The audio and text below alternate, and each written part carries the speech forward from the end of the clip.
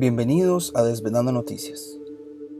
Esta investigación está basada en el gran trabajo y material del canal de habla inglesa Conspiracy Are Us, que tiene toda una serie para este tema. Hoy hablaremos de un tema que quizás se ha escuchado en otros canales, pero que queremos hacer nuestro propio aporte a esta investigación: la presencia de incubadores de bebés en estos parques de atracciones. En inglés el término sería infantorium. Un infantorium era el lugar en el que los visitantes pagaban 25 centavos para ver bebés prematuros exhibidos en incubadoras. Como vemos en las fotos, los letreros dicen "with living infants", o sea, con bebés vivos. ¿Por qué decir o reiterar en la publicidad que tenés bebés vivos? Vamos a indagar en ese tema y tratar de explicar quizá lo que está detrás de todo esto. Empezaremos con este artículo que dice Bebés en Wonderland, que fue uno de los nombres de los parques de atracciones en Estados Unidos de los 2000 que se crearon a inicios del siglo XX. Dice por acá que este artículo apareció originalmente en el periódico Ali de la comunidad Phillips en julio-agosto del 2004. Leeremos este artículo porque hay cosas demasiado importantes como para introducir el tema, y de ahí vamos a conectarlo a otros temas importantes. Los bebés prematuros se exhibieron en el parque de atracciones de Lake Street. Los bebés prematuros parecen ser las personas con menos probabilidades de formar parte de un movimiento mundial. Sin embargo, los bebés de Wonderland eran precisamente eso. Se encontraban entre los 80,000 bebés prematuros que fueron tratados en parques de atracciones y ferias en Europa y Estados Unidos entre 1896 y 1944. Años que ya levantan sospechas. Finales del siglo XIX, estamos en la Edad Dorada en Estados Unidos, y el 1944 es el final de la Segunda Guerra Mundial. Dice por acá que el parque Wonderland dice que abrió sus puertas a fines de mayo de 1905. Wonderland y otros parques similares formaron parte de la historia de amor, un poco de sarcasmo ahí, de Estados Unidos con la tecnología, y brindaron a los asistentes a la feria la oportunidad de ver las maravillas de la ciencia moderna en un ambiente de carnaval. Como que no se llevan los dos, ¿no? De ahí por eso que estamos compartiéndoles esta parte separada en toda la serie de los parques de diversiones. Una de esas maravillas fue el Infantorium, una instalación similar a un hospital llena de incubadoras que contienen bebés pequeños que nacieron prematuramente. Después dice por acá: los bebés no se promocionaron como entretenimiento, sino más bien como una exhibición científica del método moderno de salvar a los bebés prematuros. Por una pequeña tarifa, los asistentes a la feria podían ver esta maravilla de la tecnología, una incubadora de vidrio brillante y cromo. Ahora voy a hacer una pausa ahí porque aquí hay una contradicción enorme. Se nos dice que los bebés no se promocionaron como entretenimiento, pero por una pequeña tarifa, los asistentes a la feria podían ver esta maravilla. Ahí vemos que tratan de encubrirlo como algo bueno, pero por otro lado está la parte que sí, se cobraba a la gente para venir a verlos. Ahora, este dato es importante. En un momento en que menos del 5% de todos los bebés nacían en hospitales. Esto me llamó la atención y vamos a hacer una pausa. Porque en 1905, que menos del 5% de bebés nacían en hospitales. O sea, un 95 o más no nacían en hospitales. ¿Qué estaba pasando?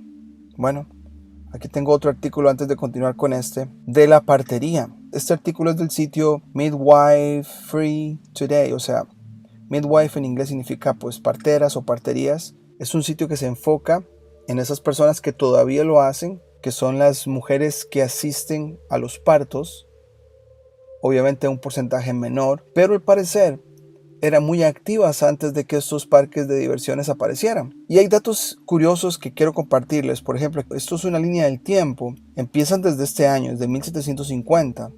Sin embargo, algo que me llama la atención es que dice que en 1716 la ciudad de Nueva York, nos vuelven a mencionar Nueva York, exigía la autorización de las parteras. Tales licencias colocaban a la partera en el papel de sirvienta del Estado, guardiana del orden social y civil. Entonces, al parecer, Esta persona, esta mujer encargada de asistir a otras mujeres a tener hijos o a dar a luz, eran consideradas guardianas del orden social y civil. Tenían un estatus muy respetuoso de las ciudades. Ahora, esto es lo que me llamó también mucho la atención. La muerte durante la maternidad no se informó con precisión, pero un historiador estimó que el nacimiento todavía se realizó con éxito el 95% de las veces.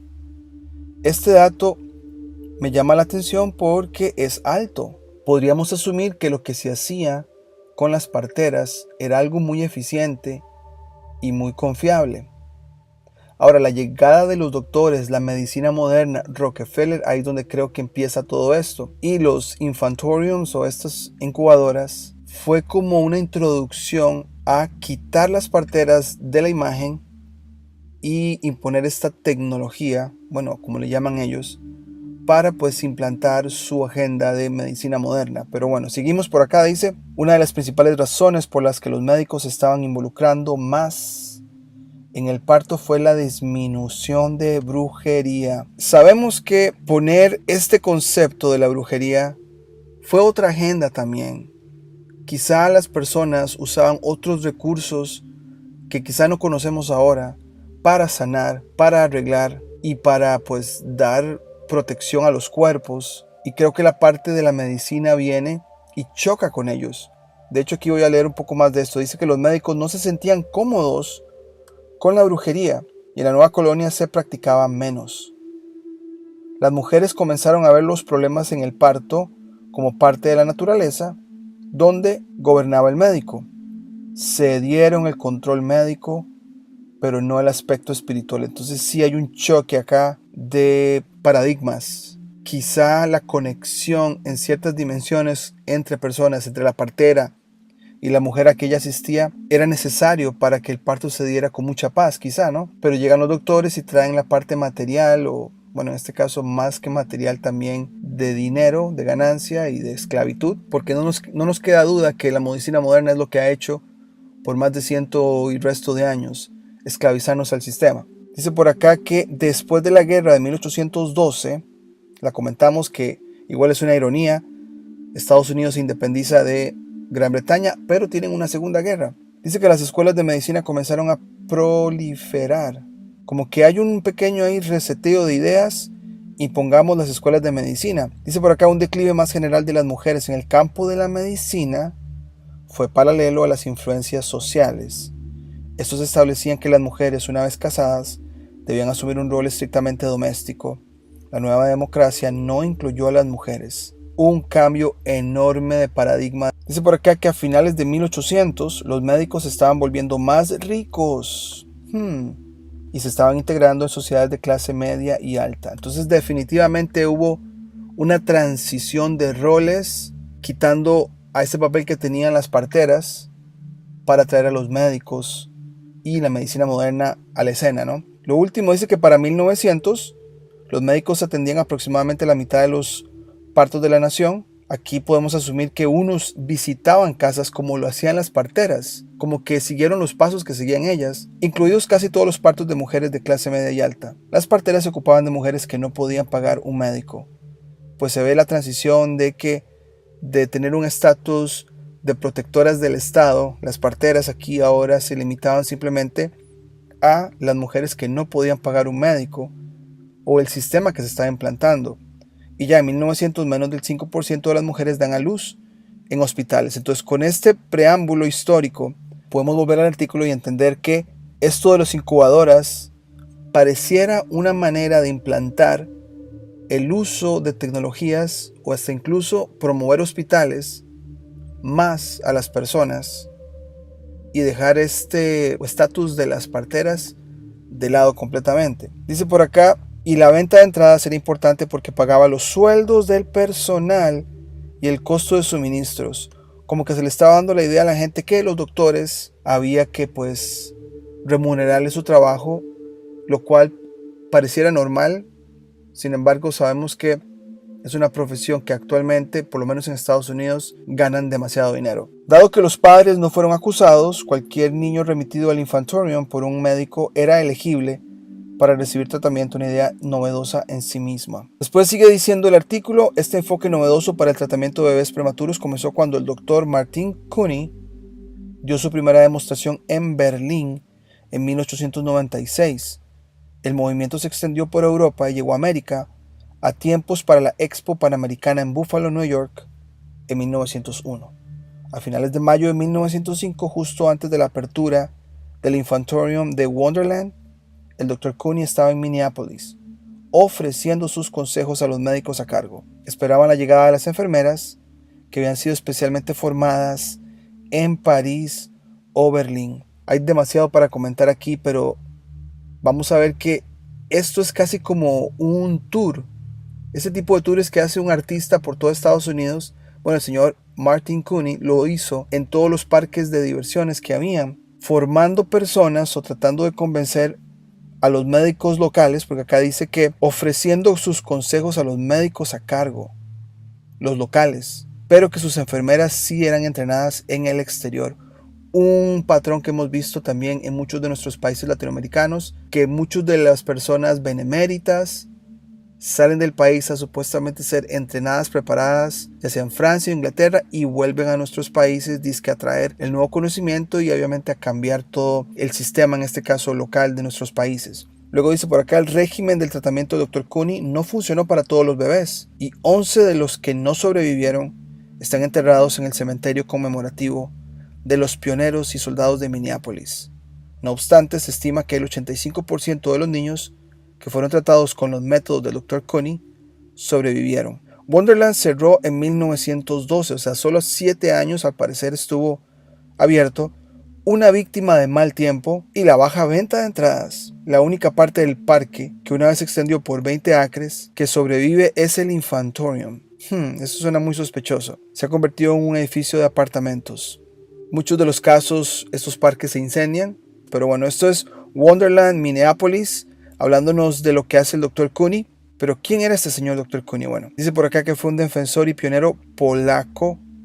Y digo polaco porque ya vamos a entrar a esta área donde, según su genealogía, es judío. ¿Y qué más que una publicación judía como el Times of Israel nos puede decir de él? Dice por acá que mientras los hospitales rechazaban prematuramente las incubadoras, este showman de carnaval salvó vidas. Entonces el señor fue conocido más como ser un entretenedor de estos parques que de su conocimiento médico, el cual igual es muy cuestionado. Hay varias fuentes que nos dicen que el señor fue a una universidad, no se graduó, quizá le dieron sus títulos de una manera pues por debajo de la mesa, ¿verdad? Lo que tenía en su cabeza era, al parecer, hacer de esto un negocio. Bueno, el título nos dice que los hospitales que apenas estaban saliendo porque todavía las mujeres tenían sus partos en sus casas.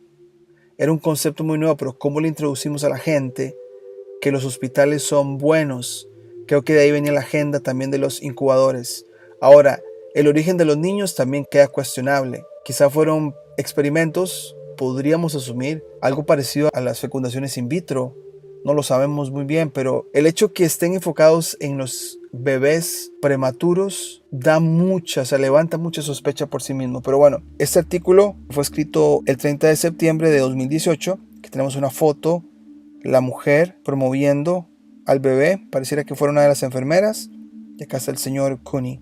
Dice por aquí que el establecimiento médico de la época tenía una visión poco clara de las perspectivas de los bebés prematuros y restó importancia al efecto de la incubadora, pero el dispositivo fue promovido por artistas del carnaval, como Cooney, un judío nacido en Europa llamado Michael Cohn. Hay un cambio de nombre. Una foto dice acá que aparece el señor Martin Arthur Cooney. Con la exhibición vemos acá que dice con bebés vivientes o vivos. Luego dice por acá, si bien se inventaron las credenciales médicas de Cooney, se demostró que sus métodos eran correctos. Aquí como que nos aclaran que se le dieron credenciales a él para que pudiera ser un médico, pero quizá no ni estudió para eso, pero que sus métodos eran correctos. Al final de su carrera, este improbable pionero de la neonatología estadounidense había salvado aproximadamente entre 6.500 y 7.000 bebés. Esa es una periodista que está recabando la información de Cooney. Dice por acá que a principios del siglo XX, el mejor recurso de los padres a menudo no era un hospital, sino el carnaval donde Cooney brindaba atención experta a mitad de camino y las tarifas de admisión pagaban el tratamiento. Entonces, como hablamos, quizá que las parteras llegaran o algunos doctores ya llegaban a su casa o a las casas de las personas a ayudar en el parto. El concepto de un hospital no era conocido, era muy nuevo. Pareciera que el señor Cooney se aprovecha de esto y en las ferias promueve este nuevo invento. Bueno, acá otra foto. Es que esto suena tan comercial, usando vidas, no sé ni cómo escribirlo, pero dice acá que bueno, con bebés vivientes o bebés vivos, una vez vistos, nunca lo olvidarán o nunca se olvidarán. Muy comercial, muy ventas, ¿no? Más del señor Cooney nació en 1869 en Krotoszyn, una ciudad del centro de Polonia, que entonces era parte del imperio prusiano y hogar de una comunidad judía, incluida la Bar Loevel Monash Press, una editorial del Talmud de Jerusalén. Esa es una de las varias formas en que la periodista que mostramos anteriormente, Rafael, ve la narrativa de Cooney como una historia muy judía. Dice por acá que el viaje improbable de Cooney comenzó cuando dejó su tierra natal para irse a Inglaterra para seguir una carrera como showman de carnaval.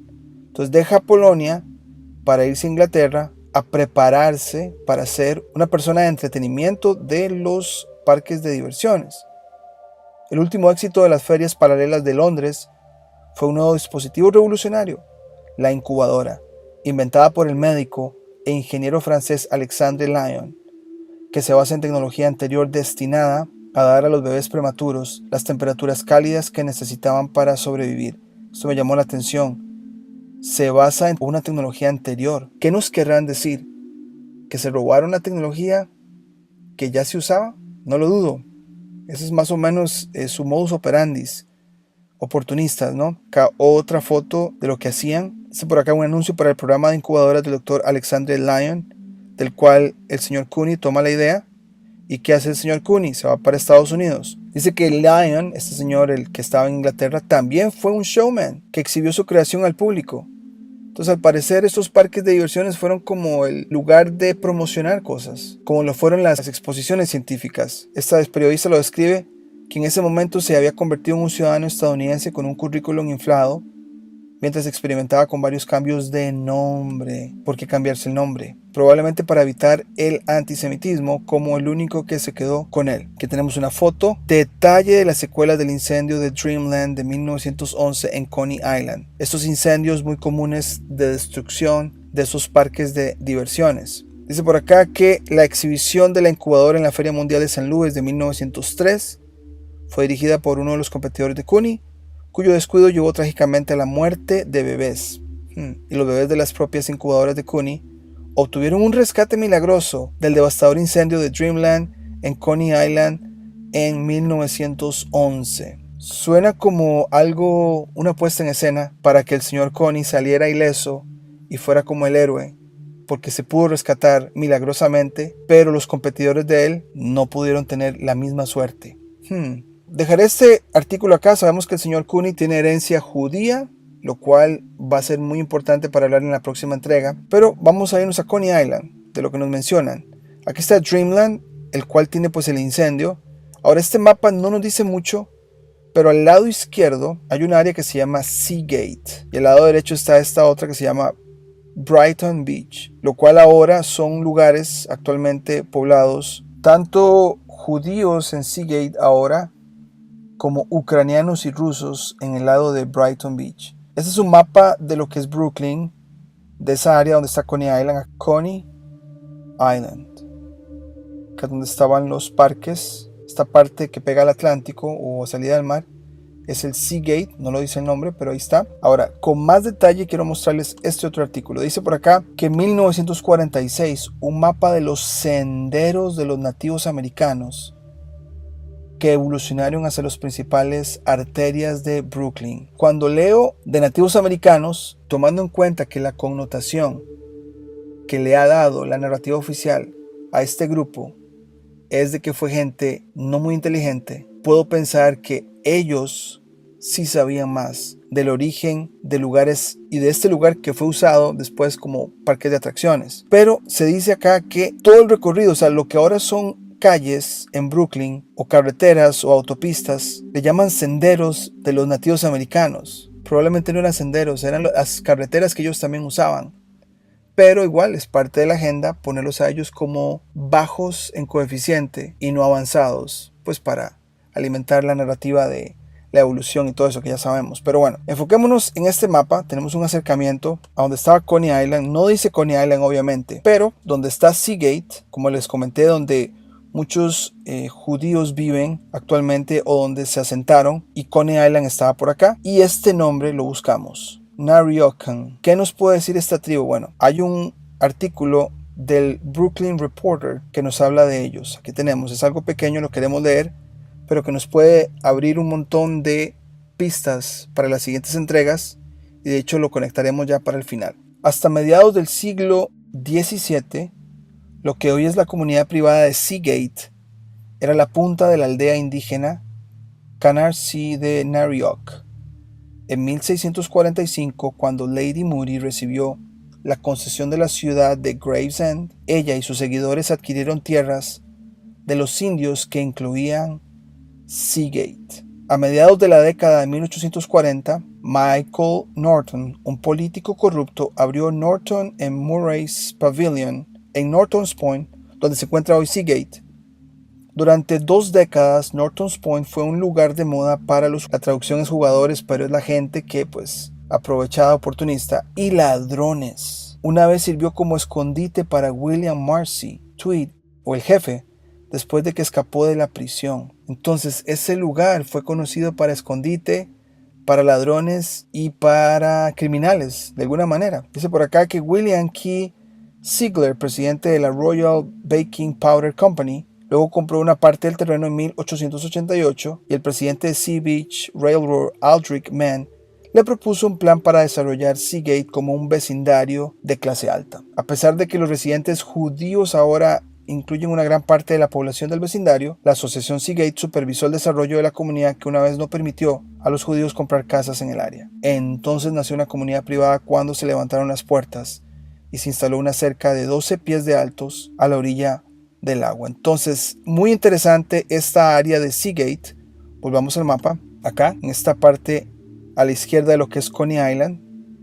El mapa de Coney Island no nos dice mucho, pero estaría en esta parte izquierda. Bueno, ¿qué tenemos con este Seagate de la parte de Coney Island? Para la próxima entrega vamos a darles el doblaje de la entrevista a uno de los que nació en incubadora y que nos habla la conexión que tiene Coney Island con esta parte de Seagate, donde muchos judíos vivieron en los años del Coney Island y de los parques de diversiones, donde se hablaba la lengua Yiddish, que tiene muchas conexiones con Europa y muchas conexiones con los inmigrantes judíos que llegaron a Estados Unidos. Hoy tenemos la continuación de este tema, con la entrevista de una persona que afirma que fue uno de estos bebés y que creció en el área de Coney Island, donde habían varios parques de atracciones como Dreamland y Luna Park. Su nombre es Norman Stock, un escritor y poeta que, según sus recuentos, creció en un área llamada Seagate, localizada exactamente al lado de Coney Island. Para hoy traeremos un doblaje de una entrevista hecha por Coney Island Project, al parecer una organización sin fines de lucro que trata de mantener viva la historia de Coney Island. Hemos acortado la entrevista para resaltar las partes más importantes. Después de la entrevista, comentaremos. Esta es Trisha Vira para el proyecto de historia de Coney Island. Hoy hablamos con Norman Stock. ¿Puedes decirnos dónde y cuándo naciste y tu conexión con Coney Island? Nací en 1940 en Brooklyn. Fui prematuro, fui demasiado prematuro, así que me trasladaron a una incubadora que solía estar en una exhibición en Coney Island. Esta exhibición del Dr. Cooney, que la dirigió, la financió cobrando entrada para que la gente mirara a los bebés en la incubadora. Y fue en Coney Island, pero cuando nací en 1940, fue trasladado a la Feria Mundial de Flushing, así que estaba ubicado allí. Así que estuve allí durante aproximadamente un mes y medio. Mi familia, ya sabes, obtuvieron entrada gratis a la Feria Mundial. Solían venir a verme allí. Dijiste que escribiste un poema sobre ser uno de los bebés incubadores del Dr. Cooney. ¿Podrías leerlo para nosotros? Así que aquí está el poema. Mi única historia es cómo nací. 2 meses prematuro, aferrándose a la vida, y fue puesto en una incubadora en la Feria Mundial en Flushing, Queens, en 1940, donde tenían las mejores incubadoras. Entonces estaba en una exhibición, donde todos pudieran mirarme. Dijeron que era tan pequeño como una cuchara. Y hay una carta que aún tengo de la Sociedad para la Preservación de la Vida Infantil, diciéndole a mi madre que viniera a buscarme para hacer espacio para más bebés. Y aquí estoy yo, 80 años después, todavía tratando de ponerme al día. Ese termina con todavía estoy tratando de ponerme al día. Luego continúa así. Mi familia se rió cuando hablaron de eso. Voy de gratis a la Feria Mundial y me llamaron Nissen, porque mi padre idolatraba a su abuelo, el Seider Nissen, un tabernero en la Europa de la preguerra. Así que ahí estaba yo, un niño americano con un nombre yiddish, pero me llamaron Nisi, que estuvo bien. Casi todos en mi cuadra tenían un apodo. Nisi encaja perfectamente. Nisi era quien yo era. Nadie me llamó Nissen hasta que llegué a la escuela con la Iris y el de David. Y todos los demás nombres normales no se encuentra un Nissen, excepto yo. Entonces le pregunté a mi madre, ¿qué era en inglés? Ella dijo que tal vez Norman. Entonces le pregunté al director de la yeshiva si pudiera cambiar mi nombre en sus registros antes de graduarme. Él dijo que sí. Puedes llamarte a ti mismo como quieras, siempre que sea solo tu nombre. Entonces me convertí en Norman. ¿Alguna vez lo cambiaste legalmente? No, nunca lo cambié legalmente. Nada más lo cambié en secundaria viniendo de primaria, el yeshiva, y seguí usando el nombre Norman sin cambiarlo. Así que todavía está en mi certificado de nacimiento, el nombre original, pero en todos los demás está Norman. Pasaporte y todo lo que tengo, ya sabes. Así que no sé si eso causará algún problema, pero es así. Simplemente no me molesté. ¿Qué recuerdas de la casa y la calle donde creciste? Sí, era un edificio de apartamentos. Estábamos en el segundo piso. Creo que había 4 pisos, pero había muchos apartamentos en cada piso, como 3 o 4. Era en nuestra calle 24 oeste en Coney Island, entre Mermaid y Surf, pero también un poco más cerca de Surf Avenue, que está más cerca de la playa y el embarcadero y el océano. Entre Mermaid y Surf también hay vías de tren o tranvía. En una vez que hubo un carrito, recuerdo que solíamos poner monedas en las vías y verlas aplastarlas por el tranvía, pero luego el tranvía se descontinuó cuando comenzaron a usar los autobuses. La mayoría de las veces era para ir a la estación de metro, que estaba a 10 cuadras de distancia, pero supongo que está entre Seagate y la estación de metro. Y cuando el tren se descontinuó, las vías permanecieron allí y una especie de tierra como si las rodeara. Solíamos jugar en esa área después de que algunos de estos carritos se fueron. Solíamos jugar a las canicas en la tierra. Podías cavar un hoyo, jugar varios juegos. Así que ese fue entre Mermaid y Surf. Y había muchas familias, en su mayoría familias judías e italianas. Tenía un amigo cercano que era italiano cuando era niño y otros niños. Mis amigos eran en su mayoría judíos. Háblame de tu familia. Mis padres tenían muchos amigos en Seagate. Seagate era, ya sabes, una clase más alta. Era una comunidad con protección al final de Coney Island y había toda una comunidad cultural yiddish allí con los que mis padres estaban involucrados. Todos sus amigos vivían en Seagate, la mayoría de ellos. Mi padre era un escritor yiddish. Bueno, trabajó para el Jewish Daily Forward, un periódico yiddish. Trabajó como tipógrafo, también escribió para ellos ocasionalmente. Escribía algo porque era poeta, ensayista y traductor de yiddish a hebreo. Y tenían una cafetería en el sótano o en la planta baja, cualquiera que fuera el edificio de Forward donde estaba el periódico. Se llamaba Cafetería Jardín. Era una cafetería vegetariana. Todos los escritores, todos almorzaban ahí, así que mi padre los conocía a todos. El más famoso de ellos fue Isaac Bashevis Singer, quien fue el único escritor yiddish que se hizo muy famoso a través de la traducción y ganó el premio Nobel. Pero había muchos escritores y solía escribir mucho para Forward usando diferentes seudónimos. Pero de todos modos lo llamaron Bashevis. Y él es solo uno de ellos, pero fue uno que se hizo mundialmente famoso.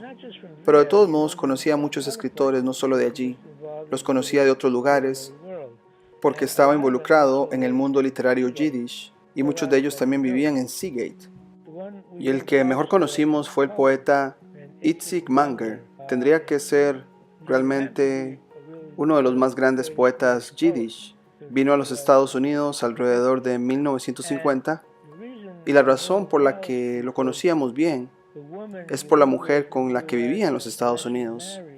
que finalmente se casó, era una amiga cercana de mis padres. Ella era la viuda de otro escritor famoso, Moshe Niger, pero de todos modos la conocía muy bien y como él, ya sabes, se casó con ella. Los conocíamos muy bien porque yo era un niño. Lo conocíamos hasta que cumplí los 20. Fue un gran escritor. Todo el mundo lo admiraba, pero no se llevaba bien con la comunidad literaria yiddish.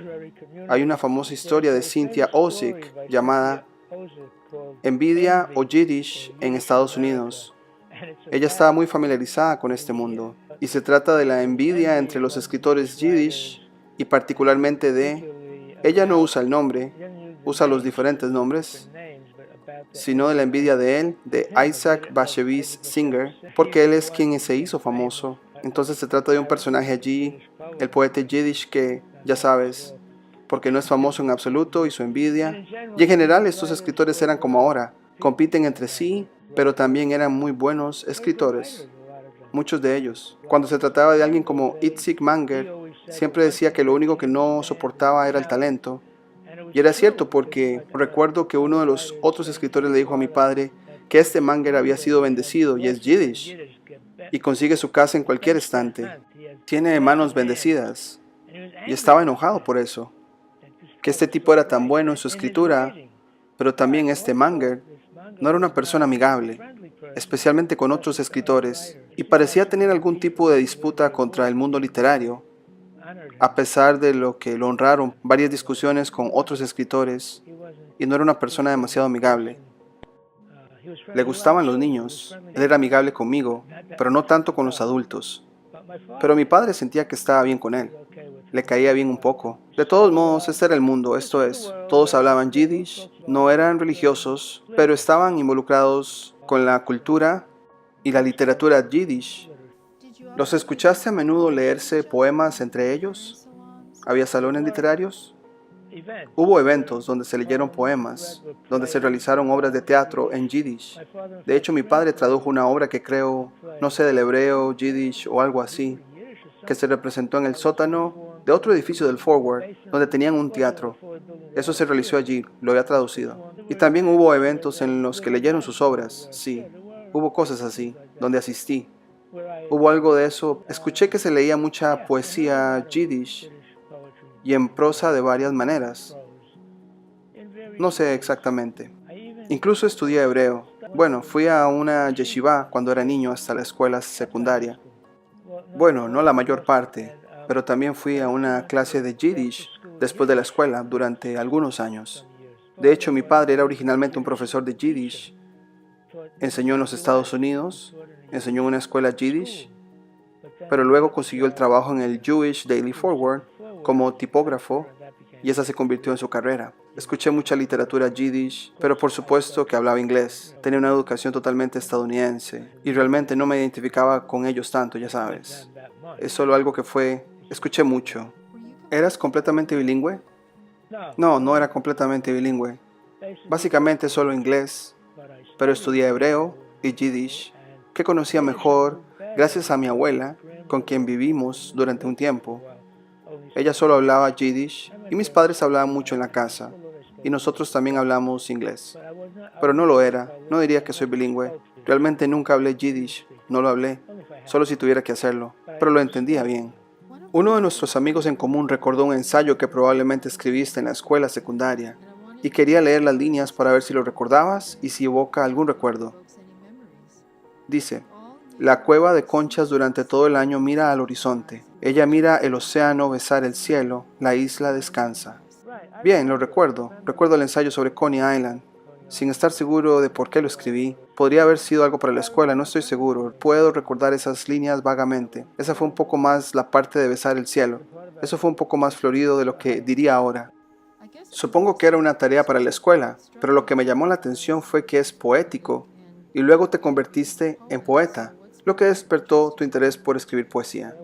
Siempre tuve interés en la poesía y estudié literatura, ya sabes. Me especialicé en inglés y literatura y era bueno escribiendo ensayos.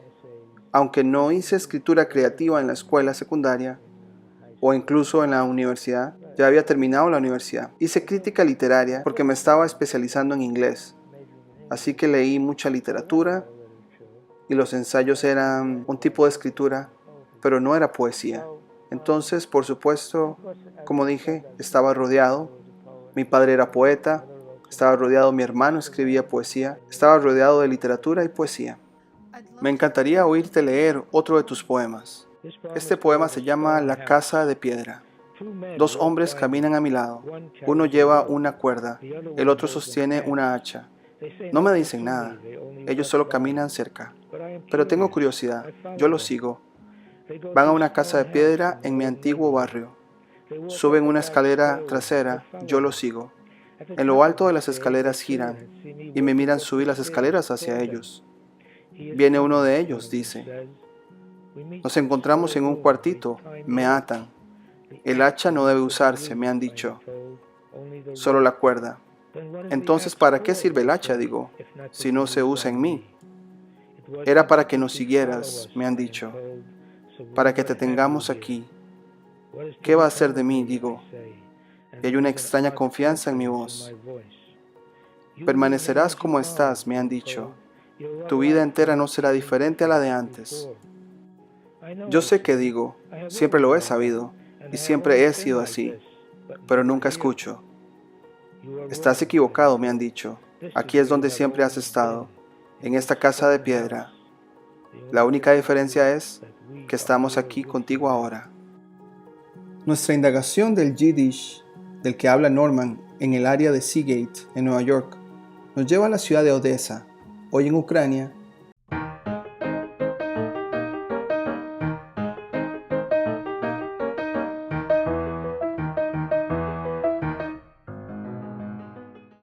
En el pasado parte de Rusia.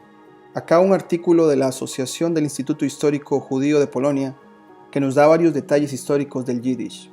El artículo nos dice que en las décadas de 1860 y 1870, estas décadas seguiremos hablando, al parecer hubo una interconexión entre Estados Unidos, América, Rusia, Europa, un cierto tipo de reinicio, reseteo. Tenemos las revoluciones o las guerras civiles, leyes contra esclavitud, un montón de cosas suceden, pero se me hace curioso que en las décadas de 1860 y 1870, Odessa seguía siendo el centro principal del Hashkalah en Rusia. Ahora el Hashkalah es como la ilustración en el lado judío del movimiento de la ilustración en Europa, y más tarde también del primer movimiento sionista.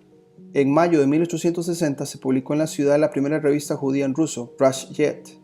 Posteriormente fue descontinuado y reemplazado por el periódico Sion, publicado desde julio de 1861 hasta abril de 1862. Sin embargo, más adelante dice, en los años del 60 al 71 se imprimió en Odessa un semanario en hebreo llamado Hamelitz y su suplemento en Yiddish llamado Kol Mewaser desde 1864. Entonces vemos que pues había su lengua hebreo, pero también estaba la lengua Yiddish que se hacía disponible a las personas que hablaban, a los judíos que hablaban también esa lengua. Luego dice, Odessa fue la primera ciudad de Rusia donde los judíos fueron víctimas de pogromos. Fueron perpetrados principalmente por griegos locales y marineros de barcos griegos. Vemos una mezcla de personas de diferentes lugares, griegos, rusos y judíos. Luego ya llegamos al punto donde los parques de atracciones estaban en su apogeo. Dice que a la vuelta del siglo XX, Odessa se convirtió en un gran centro de literatura yiddish. Algunos de los autores yiddish más destacados fueron estas personas.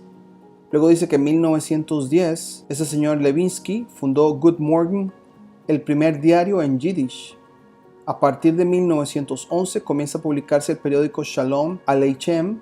En 1908 se fundó un teatro judío que representaba obras de teatro en yiddish. Entonces vemos que en Odessa, en los años muy similares a la creación de todos estos parques de atracciones, la lengua yiddish empieza a prevalecer. Hay muchos intentos de preservarla, tanto en literatura como en arte.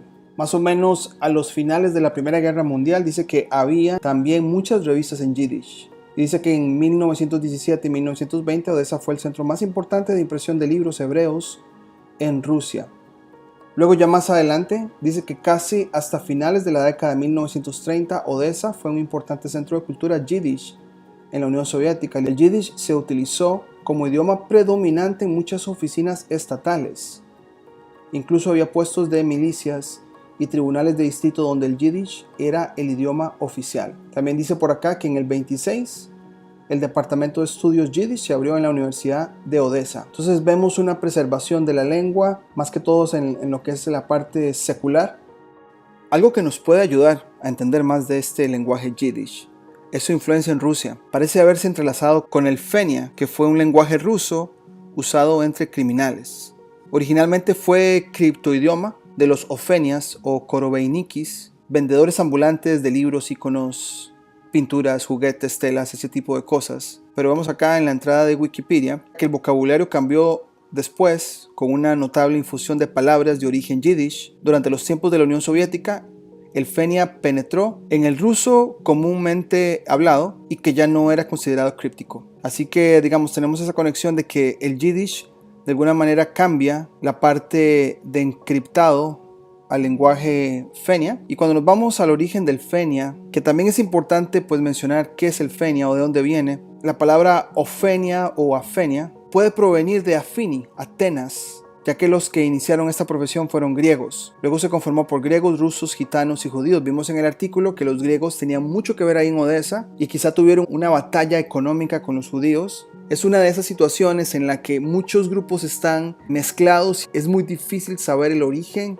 de quién es quién y solo el ganador, en este caso de la batalla financiera, escribirá la historia.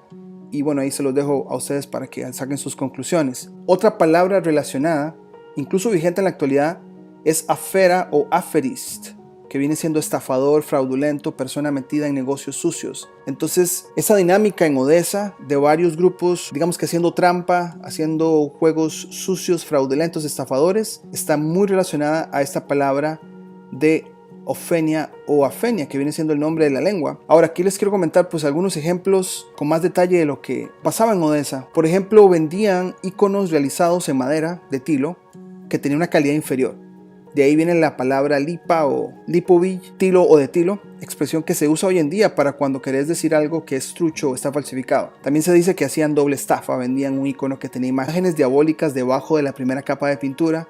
Entonces, una vez que se iba uno de los ofenias de ese pueblo, pasaba a otro ¿con qué? Con una mejor oferta, donde parte de su show era mostrar que el ofenia anterior los había estafado, raspando un poco la pintura y evidenciando la presencia de demonios o cuernos, etc. Entonces como que había un código en estos estafadores que uno va a pasar primero, después yo paso con tiempo y le meto otra mentira para que mi versión sea la verdadera, y es como un círculo vicioso de estafa, ¿no? También es importante pues recalcar, como lo vimos en el artículo, que Odessa estaba dentro de una zona de asentamiento. Entonces judíos, gitanos y nuevamente algunos griegos podían vivir y comercializar dentro de la ciudad y los alrededores.